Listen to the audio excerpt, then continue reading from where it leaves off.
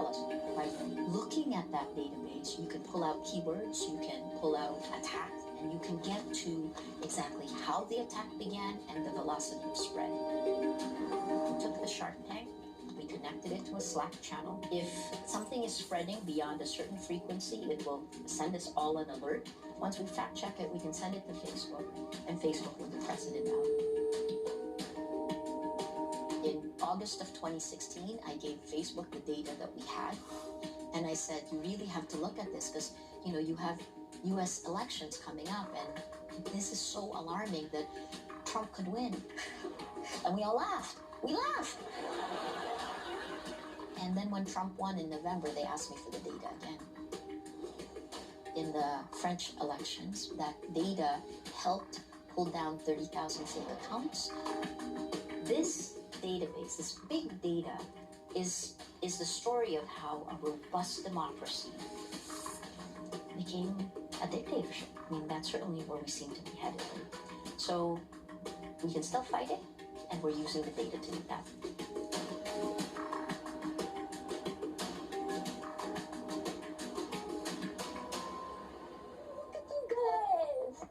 Blue is the color. This is Greece. Hello, Benji. How are you?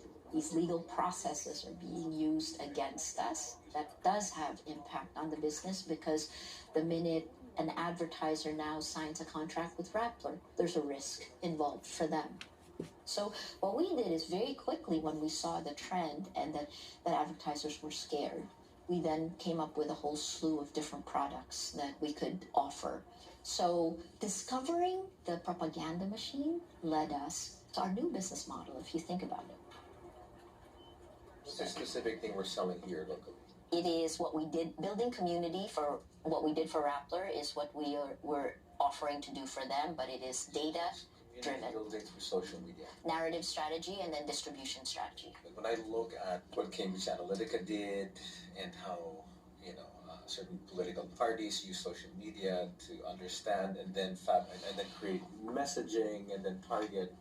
I mean, in essence, that's a lot of what this is, and I'm just wondering whether there's been a... So I can talk, and then Carlo can also talk. So for me... Because the cynical view is, this is psychological manipulation using technology. Marketing. Sorry? Right, marketing in general. Which is actually... There you go. Remember what was wrong with Cambridge Analytica? It wasn't the psychological analysis, it was the way they got their data. Right? The breach. The breach of the data. So you're, in the sense is, it's okay to, let's say, influence your psychological outlook, but it's not okay to steal data.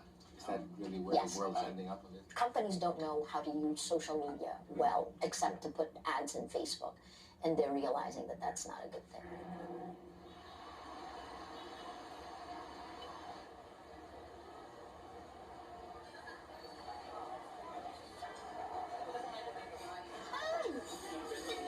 What time is it? Do you think Mom and Dad are awake? Yeah, we should. It's their anniversary, right? Yeah. Hi, Ma. Oh, I was gonna send you the photo from Florida. You gotta see.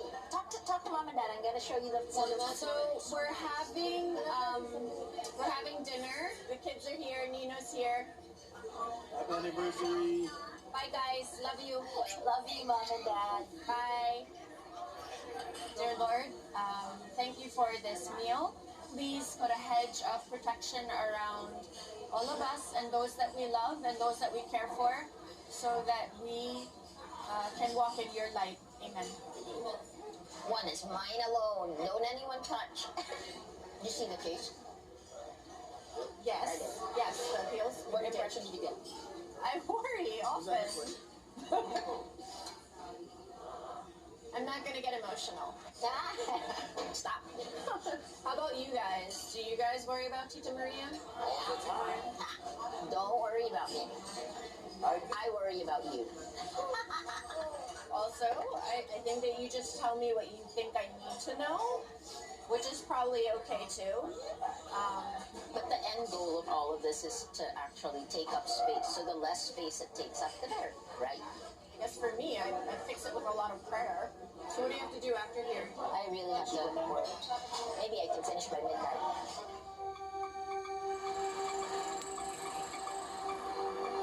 TikTok. That's like an old way. French fries. Yeah. I'm connecting. Who's connecting me? I'm waiting. We are looking for new products that Rappler can build, right? Obviously, we're working on it, but we'd like to work with you because every person in this room has not just displayed great talent at what they do, but is also committed in a different way. So that's our end goal. This is my family. It really is. I mean, so I don't have kids, right? I realize my longest relationship is with journalism. Guys, I will send an email of all of the awards that you've gotten because they've been incredible. It's been a good year, even if it's been a difficult start to the year, okay? But I think the energy of the folks are one of the reasons we survive and we continue barreling through. There's nothing, it feels like when we act like a team, nothing will get in our way. We can barrel through it. People are throwing their lives into it, right? People, it's not just me. It's rap. The Rappler. You know, almost 97% of Filipinos who are on the internet are on Facebook. For Rappler, social media is both a positive and a negative. It is both good and evil depending on how it's used. But free speech is being used to stifle free speech.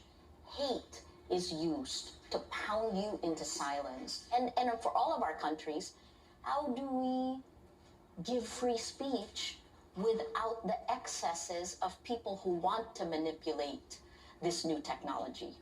The condition in the Philippines is offering us a capsule into the future of where things could go really terribly wrong.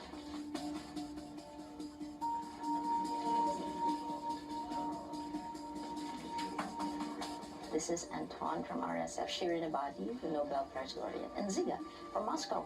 Watching you manage the dual roles of producer and subject.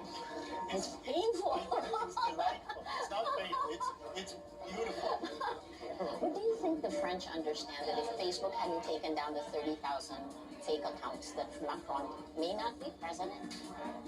Or they don't really think that that's that I important? suspect they don't really think it's that important. And I actually, it's an interesting question whether it is or isn't. Oh, that's interesting. So the impact of Facebook on actual behavior turns out to be a very, very poorly studied phenomenon. You have to come to our countries. How would you describe journalism in Turkey today? The most risky and dangerous profession at the moment. Imagine a country where people doesn't have a chance to reach the truth. It's like a global illness. So we need to find global solutions to this kind of global illnesses. That's why we are here. Thank you. Thank you. Thank you so much. We have an hour with President Macron. I want to understand how one head of state who's holding the line, the way he looks at it, and what he thinks is even possible. I want to ask him what can be done. What are other leaders in democracies talking about? Yay. Thank you. Where do you live? In Manila? In Manila, yeah.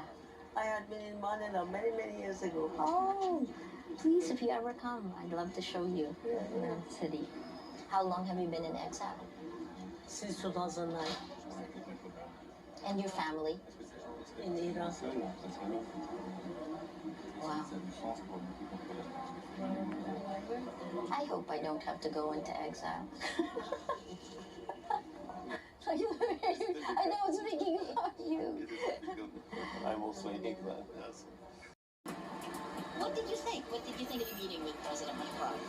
I'm sufficiently cynical that my normal expectation for a meeting with a head of state is that will be a prop. That essentially will be a performance for some political purpose. But it was a remarkable sense that you were actually having a conversation with somebody who actually has power to influence political relations. So we'll see what actually comes of it. It was an off-the-record discussion with him. Macron is one of the leaders that was targeted by these bad actors on social media. Is he a leader with liberal values? Does he stand for things that the geopolitical actors did not want? Who was behind those 30,000 fake accounts? That's interesting to me. He probably knows. He certainly didn't say anything about it.